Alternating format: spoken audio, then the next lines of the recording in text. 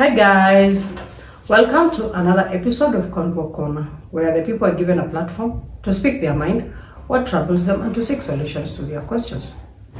I am Miraba Lydia.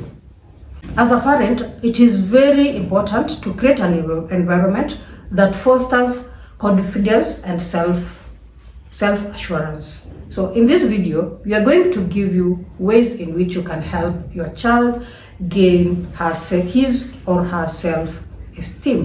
And to help me delve into this topic is my guest. And without further ado, I'll let her introduce herself.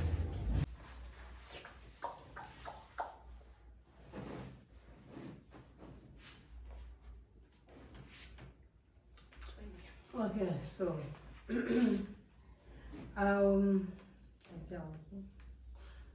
we are going to give you ways in which you can help your child to have a high self-esteem. And to help me delve into this topic is my guest.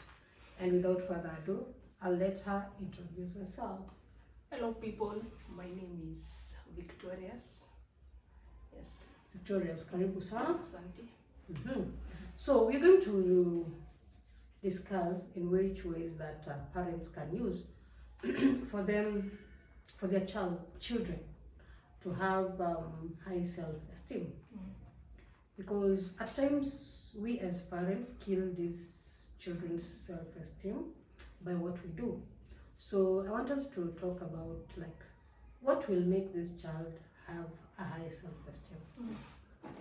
So I think positive self-talk, talking to the kid about positive things, and also showing them that they can also speak positive things About themselves. So that positive manifestation on their lives, like you can do this, you're capable of doing that.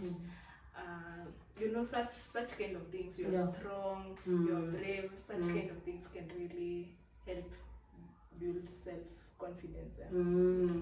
So yeah, by the way, that one it helps a lot, like just assuring your child, yes, you can.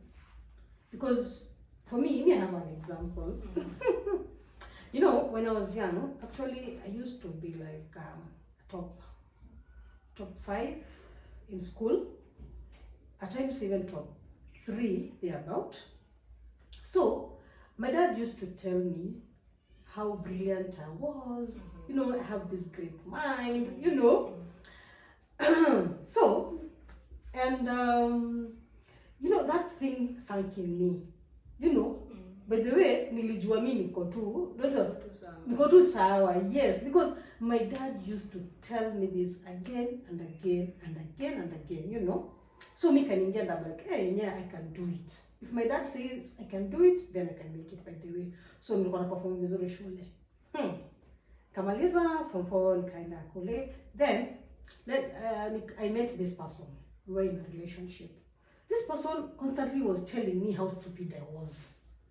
Me, I confronted this person and told them, my parents have never told me that I'm stupid. So how can I be stupid in your eyes? Na mimi tumeishi na like wazazi wangu for the longest time. Yeah. And my dad knows I'm not stupid. True. So at times, by the way, hiyo inasaidia sana kwa sababu if you don't assure your child that way, when they meet somebody there, na hujawai mnini kujithink positively, like she can of something. Akipata mtu amwambia you are a failure, ata take that for her. Like it's very true. When you understand? Kama kumbe mimi ni mjinga, mtu amesema mimi ni mjinga.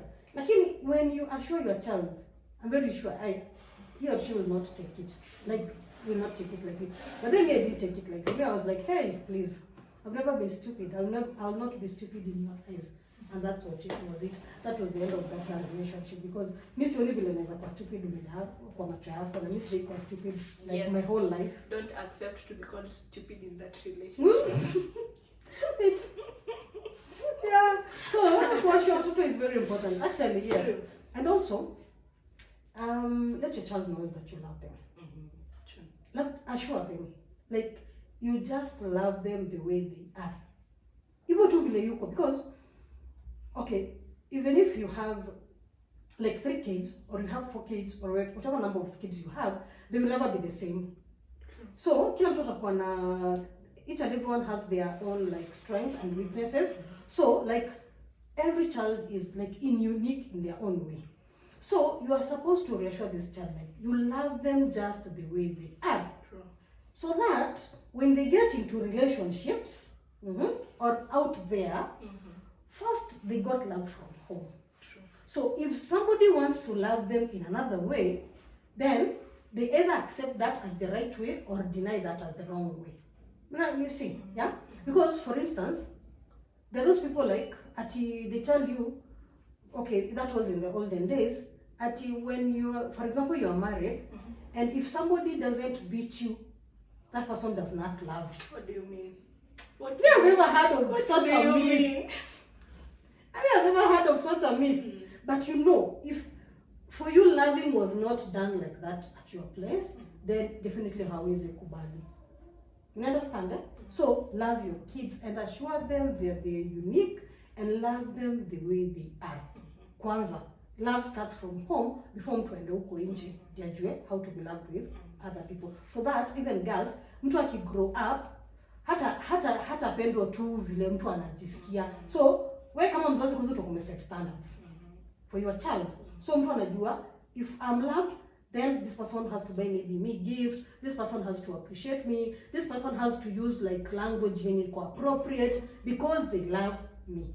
And why? Because the parent has set the standards from home. Also to add on that, I think so, unajua, if you don't love your child from home, especially the girl child, I feel like this applies more to the girl child. Akitoka huko nje, anybody who is ataona ako already kumufa love, ataenda without even fully studying the person, hence unaanguka in the wrong relationship. Another thing is that phenomenon of that's my favorite child. I think so it's high time that thing should Yeah, it's end. true. This that one child you're giving more Attention than the others. You But know? your children, they are unique, as I say. Like my abilities will not be your abilities, even if we come from the same mother, same father. Even if children are twins, at times they just have different abilities, and then you know they are very completely different. So you have your you have your weaknesses, I have my high points, you know. So at least your children, just take them as that way. Like kila mtu, they are just unique in their own way. Yeah. Another thing is do not compare them to anyone. Yeah, it's true. Very true. I remember Very true. when I was in Very true. primary school, we were staying at my mom's quarter where she used to work. So kwa hiyo quarters, you know, there are other people. So alikuwa anatuambianga, kwa nini mwezi kwa ule demerimba hanimus charity? Kwa nini mwezi kwa charity akiamka na kanga ametoka kusoma. So I even went and asked Charity, unamkanga kusoma? Kaniambia mimi simkangi kusoma. Hiyo kitu naisikia ngati na mama yako. So I used to tell my mother, stop comparing me with other people, because first of all, I can't be them and I will never be them. Charity will never be me and I will never be Charity. So if you stop comparing your children to other people's children, stop saying that, oh, I see mtoto fulani is hardworking, why can't you be like them? You have to know that your child, the way you have said, is born with different abilities. Your child may be slow, but fast in other areas of life. That is what most parents sometimes do not understand. Your child can fail to be book smart, but is very street smart, and can start a business from a very, a young age. And you can have a child ashikanishi hizi mambo za nje, but book ako ndani kabisa. So there's no point of taking a child to the farm and ako very fine with books, and there's no forcing a child into apite tu mtihani na akienda shamba mazao yake inatoka poa. So if tuache ku compare watoto wengine, it's true, because they are built differently. So in that area, like maybe like yes, this one I'll have it as a story on its own, but neza wapia tu kidogo a story on its own, because siku moja nitapeana this story. You would have not been ready to.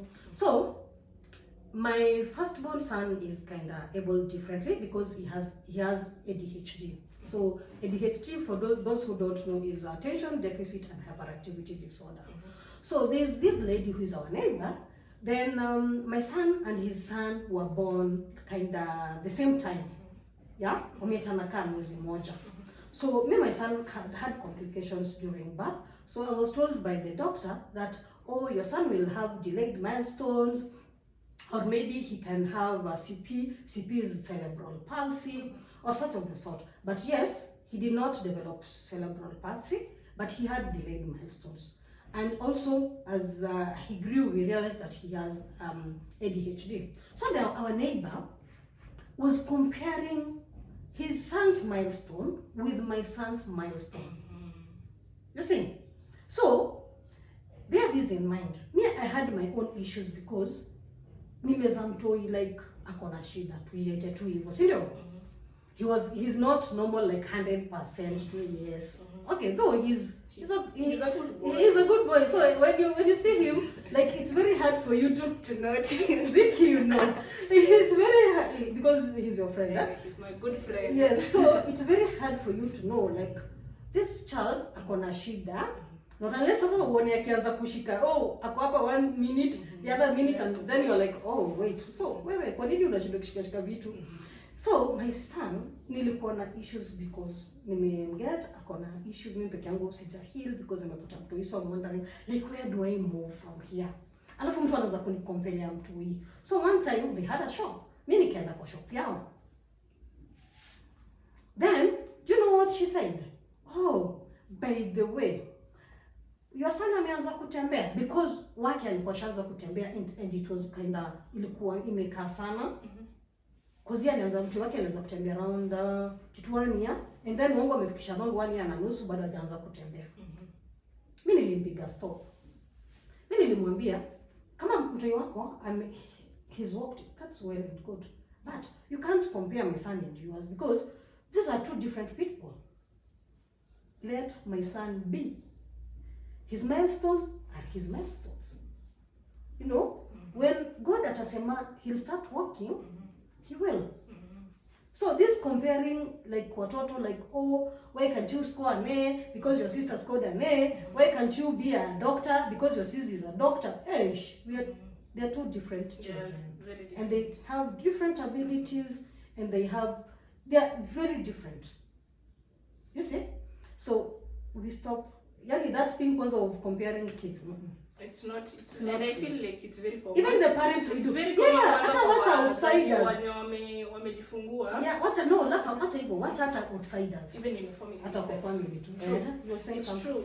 Kwa, you know, ladies who have just, you know, given birth like an year ago, and maybe your friends. Yeah, at the same time. Or maybe mtoto wako ako 3 years old, mine is 1. So go like, kwani hajaanza kutembea? Wangu alitembea akiwa na 5 months. Ungechukua mzae. Okay. Ati ataanza kuongea guy hana meno. No, that should. Na vile ni mkubwa. You should always speak up when someone tells you like that because it's criticism. It's a low-key criticism. That should really stop. It's very true. So stop comparing your children, and also like encourage your child to take their favorite like hobbies or do their own thing. You understand that? So if your child is good in soccer, encourage them. You know, buy for them boots, buy for them the ball. Even once in a while you can go with them to the field. Not don't tell them, hey, by the way, my mom, like, and I feel poor because the mom or the dad is supporting their hobby. You know, is supporting what they love. So this child will have confidence in whatever they'll be doing in life because they saw their parents support their hobbies. They saw their parents support what they love most. So they will grow up saying that, hey, if my parents supported this, then I can even do this. And I know it's a good thing and my parents will support. Yeah. That is really true. You know, when you support a child, anakuwa na morali because I'm making my mom happy, I'm making my dad happy, so anapata morali ya kukufanya ukwe more happy. So another thing I think so is listen and also speak. Listen to what the child has to say. When your child is upset, know what has made him or her upset. Let him also know that ukikuwa upset, speak up. They can just talk it out and let Yeah. In African homestead, we are taught that ukikasirika, you shut down. When your mother will find funny, in which that should really stop. When a child is upset, what is making this child upset? Did I hurt their feelings? Did I do this? That way they are more confident. In a way that hata akikasirishwa na msemo mwingine atamwambia, by the way, au nibambi. Unaona? Because we are brought up in a way, mtu akikuudhi, just sit down and just cry inside.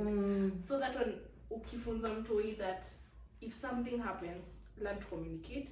And also you have to listen to them as a parent. It's very important. Yeah, like for example, I can chip in there. Like the sessions that I go to schools to do guidance and counseling, I always teach children how to stand by themselves and say no. There's this technique that I teach children, like it's called the SWOT technique.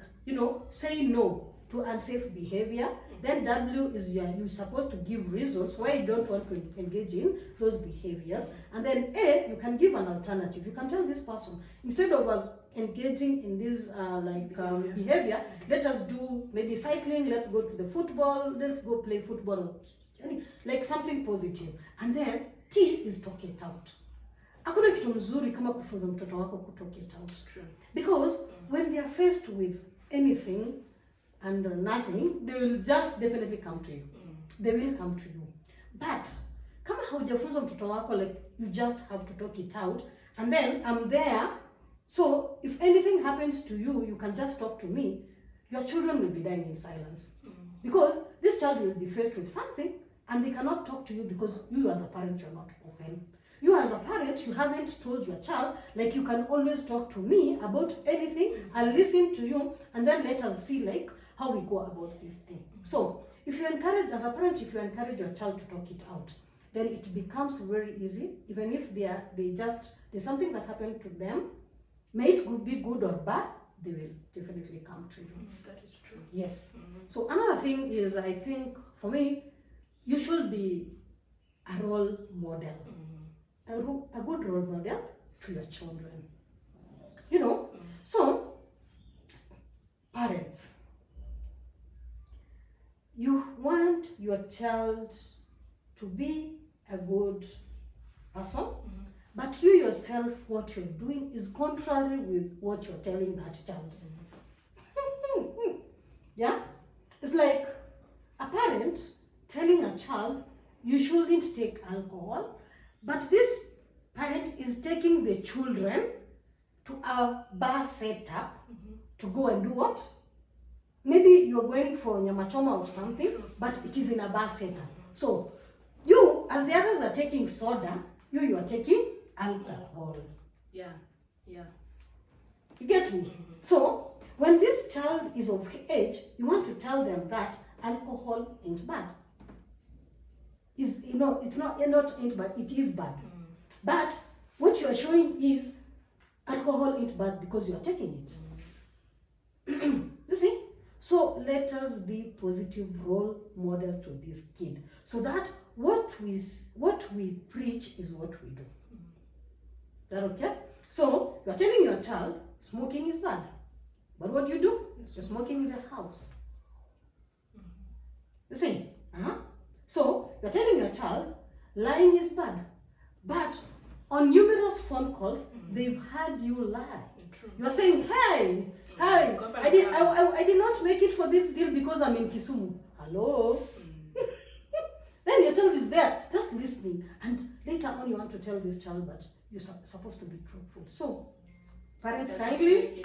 And also to add on that, I think so this is a discussion that we should also have about, parents sometimes they do things on the contrary. And I think so that this is really seen when we have events.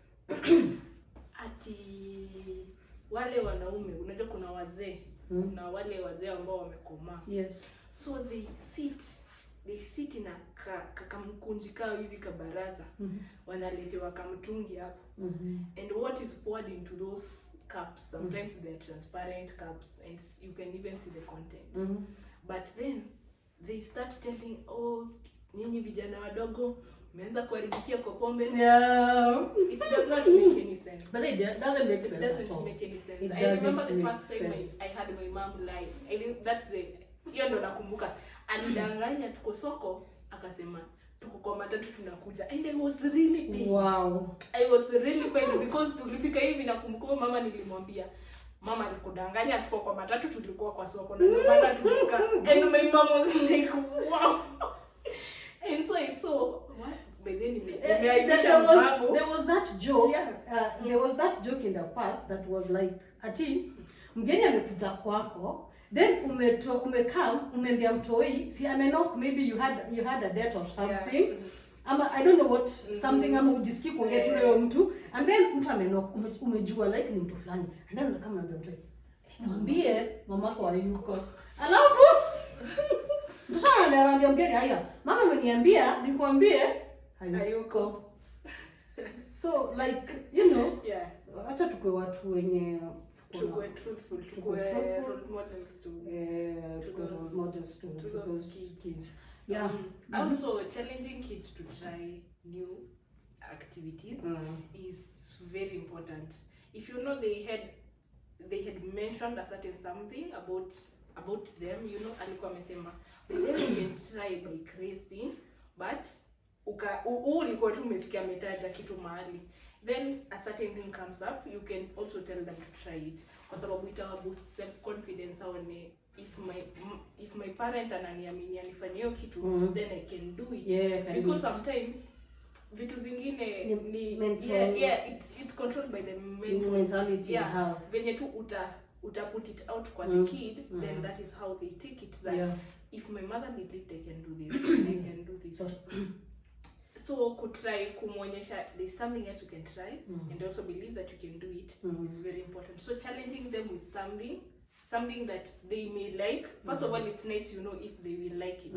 So challenging them with something they like, then also, you know, assuring them that yes, you can do it, can boost their self-confidence. And also, you can also reward the child's efforts, like what they are able to do.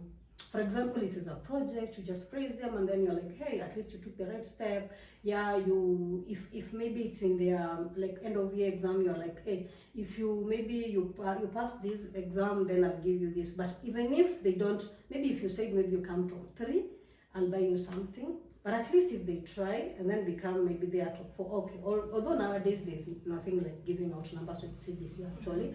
So, but if they try out and then you see there's an improvement in their the end of year exams, then you can reward them. So rewarding them makes this child feel good and want to try again and again.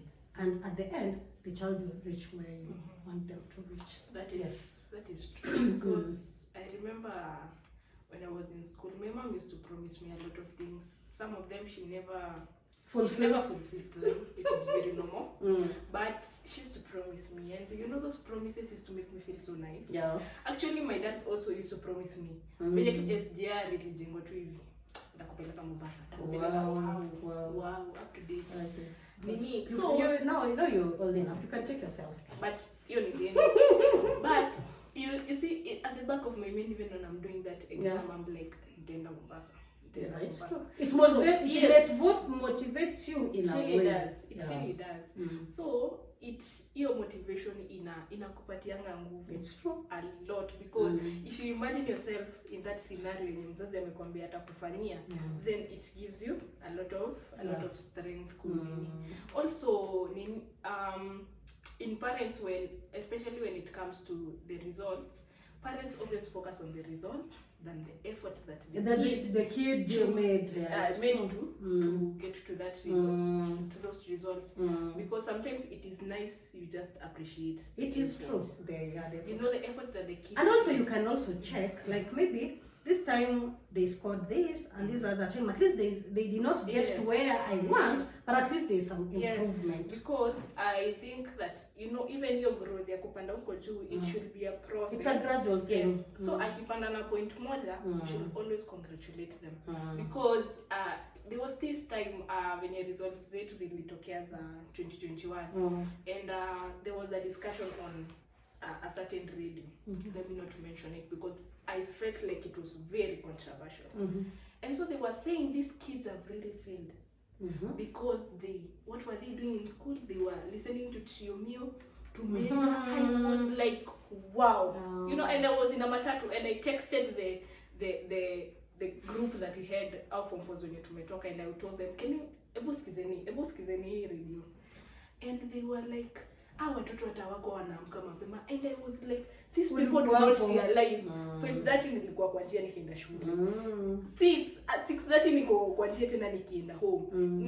Nimeamka tena saa 9 kuoga na maji baridi, alafu they start having such conversations. It really diminished me and also others, because how was there wanaona effort even if the results did not come out as they wanted or even as it was not our siku mapenzi yetu tupate hizo grades, but they did not appreciate the effort we did. And I think so parents should really, appreciate that. Your effort in your mtoto amemake. Staying up late, waking up early. You should appreciate that effort, even if the outcomes do not come out the best. I think so parents should really appreciate effort than even the result. It's true. And also, as we said, like, everything is gradual. Even for, like, if your child doesn't have that self-confidence, it's not something that will build overnight. It's a gradual process from step 1 to 2. Then we move upwards. As, it's not something that you will start and you think that, boom, like, once it just comes out, like, now my child has self-confidence. We have to be patient, because definitely it will take time. From gradually, from start, then at least to graduate to another level, till we reach where we want. So let's be patient, and as we focus on our children having that self-confidence. I think so another thing is we did not have it on our list, but allowing kids to perform. Allowing kids to perform in front of a crowd, even in church, in front of people. I remember my sister really helped me with self-confidence. My sister, I love you so much, because she really helped me. Today I really see she helped me, because she would make me learn a poem. After 6 sentences. She would make me learn a poem. And when my mom, and when we were taking dinner, I used to tell them, before anything, let me tell you this poem. And that really boosted my self-confidence. And I remember now, the second time I was performing in church, in front of a big crowd. It's really big. And, I was there and I was not even afraid. And so sikuwa na meno, to make even matters funny. Sikuwa na meno poa. So, words zingine hazikuwa zinatoka vizuri. But I was very confident. I don't even care kama itatoka vizuri, because my S hivi meno zangu ziko na gap, a big gap. So na sijui ulimi ni mzito or something. But my S ilikuwa inatoka kama Z, TH inatoka kama S. So nikisema sasa inatoka that sometimes. So some people used to watu walikuwa wananichonga, so si get more nichonga, but the confidence that my sister had built in me, oh my goodness, you could not put me. Also this thing, as in you also build your confidence of your children, even when maybe praying or saying thank you, like when you're going to sleep, all of you, and then maybe at the table they can say, like, they can thank for the meal.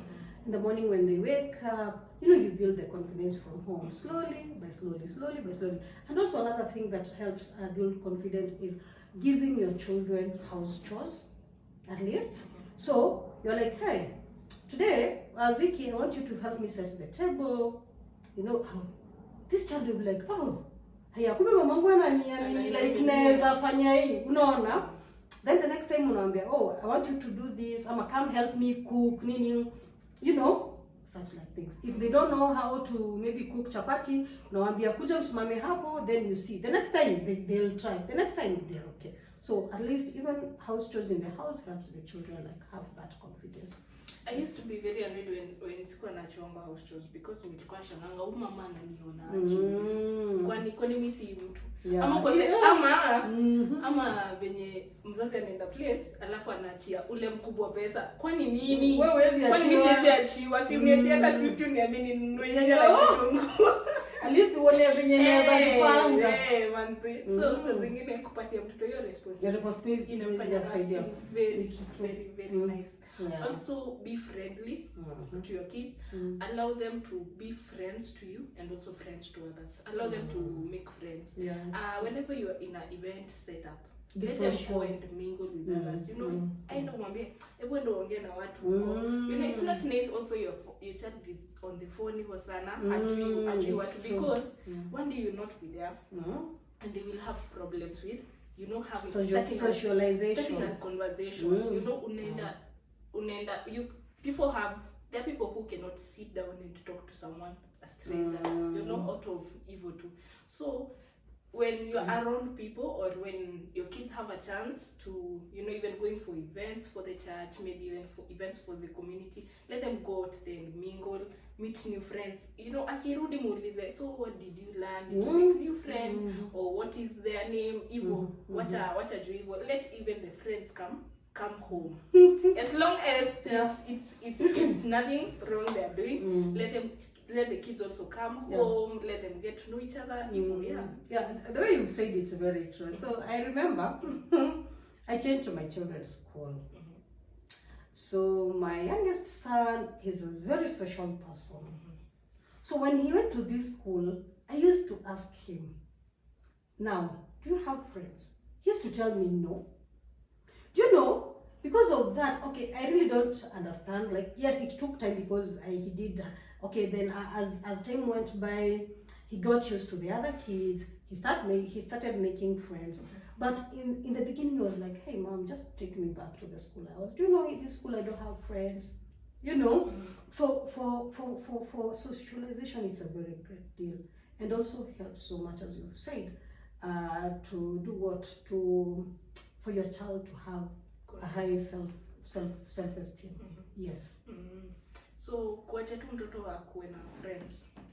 Yeah, and also even if it's possible, like maybe if you're living in your own compound, you can let once in a while your kid to invite his or her friends to your home and just play. Bora tu you're there, maybe, or somebody's there to supervise them, so they just play, or not to wazazi wache kufungia sana watoto. Yeah, true. So unajua, there are those children who are just confined in their compounds. They never go to play outside. They never interact with people. So how is this child supposed to have that self-esteem if they don't know how to interact with other people outside there? So, you know, let's make it a norm to at least have our children interact with others, socialize here and there, and it will help them a great deal. Yeah. So up to this point, if you've been with us up to here, we thank you very much, but don't leave because we are not yet through. I want to thank you for supporting us, for subscribing to our channel, and also for our gang for being there each and every time we upload a video. You are always there to support us. Maybe we can give shout out to a few people. The first person who is expecting this first shout out is Celestine Kion. Big up Sana, thank you so much for always supporting us. Miss K, Posh, Esi Mungai, Sihi, Sile Classic, and there's Nemo, there's Wanjiro, Shanta, yes. So at least our gang, we appreciate you very much because you're always and Violet. Loving Violet. Life as Lydia. Loving life as Lydia. Yes, so, and if you need we don't want to say others, but kama tutakutaja Premier Gang, tutakutaja in the next we love you so much. Thanks for always sharing our videos. Thanks for always dropping a comment and always being there as we premiere our videos. Yeah. So thank you. And if you are it's your first time watching us, kindly. And they also Eve always shares our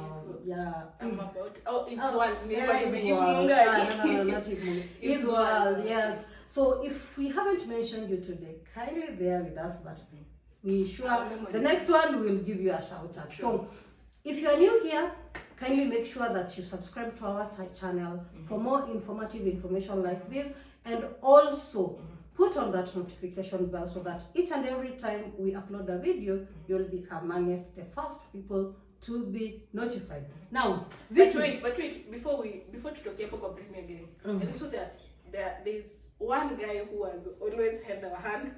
He's very dear to our host here, and his name is Rate. I don't know if that is his official name, but Rate, and they always say I'm going to soda one of these days. Yeah, shout out to my bro. Shout out to my bro. And also your family. And my family, your sister and your brothers. Yeah, they're always there for us. And also your nieces and nephews, Raquel. They are there. Yeah, it's true. We appreciate. Was you put that to our shout out? Even if they don't text, they want to so we appreciate very much. So maybe tuko karibu kumaliza as we continue. So what do you say? I think so parents should let children make mistakes. They learn from them. Yeah, you can just let them make mistakes, because mistakes are lessons. Because at Ajua, I will not do that again. If I choose that path again, I will end up in the same mess I was in. And allowing just kids to make mistakes and show them that they can embrace their mistakes and learn from them is very important. Yes. Also, you as the parent, when you make a mistake, you have to embrace your own mistake and learn from it, so that the child can also emulate from you. So allowing your kids, allow some room for mistakes. True. Yeah. Yeah, very true. Yeah, hapo kwa mistake, yeah. If your child is of age, wacha kumkataza like hatuwezi pika. Wacha apike, chakula iungwe siku moja, alafu siku nyingine atapika poa. Wacha aeke chumvi, aeke mingi kidogo. Kama aeke kidogo. Ama sahau kuweka chumvi. So at least children, they learn from mistake, as you also do learn from mistake. So another thing, if you as a parent, if you think that you've tried as in some of these chips that we've given to you, and you have really tried, and you think that your child still has low self-esteem, it is always good to take them to a professional. Is that okay? So at least they can get maybe counseling, therapy, at least to help them do what? Have their high self-esteem, because maybe they're having a low self-esteem because of something that happened to them, and because maybe they haven't opened up and told you what is eating them, then you don't know. So it is good when you take them to a therapist, and then they'll be free. At least the therapist or the counselor will unravel what's happening, and then they will help them out. So that is also, professional help is very, very important. So up to this point, I think so. I have a challenge for you parents, including you. Okay. Write affirmatives, write affirmations, write down, then say them with your kid. I always take my brother's kid outside. Now kwa giza, and I am also afraid of that darkness. But I tell them we have to be as brave as a lion, as brave as a what? Lion. And you always do that. So write down affirmatives, and like this week you can choose that we are strong. You tell them, I am what? I am strong. That whatever is told to me, I have to know that I am strong. Whatever someone says bad about me, I am strong. And that really helps them. So to the mothers out there, to the fathers out there, this is a challenge. Write down affirmatives for every week. You can choose strong this week. I am loved. I am favored. That way it will make your child just their esteem. Thank you, Vicky, for your wisdom. You're welcome. Yeah, so until this point, as we've come to the end of this video, like there at the comment section, let us know like what formula do you use in order to instill like high self-esteem in your children, and let us know how was it done in your days. Did your parent like bother like instilling like high self-esteem in you? And if they did not, what did you do for you to have that high self-esteem? So I hope that this video helps you very much, and kindly share it, because I know a lot of parents, they don't have this information. So kindly help us share this information to other parents. So until the next one, bye.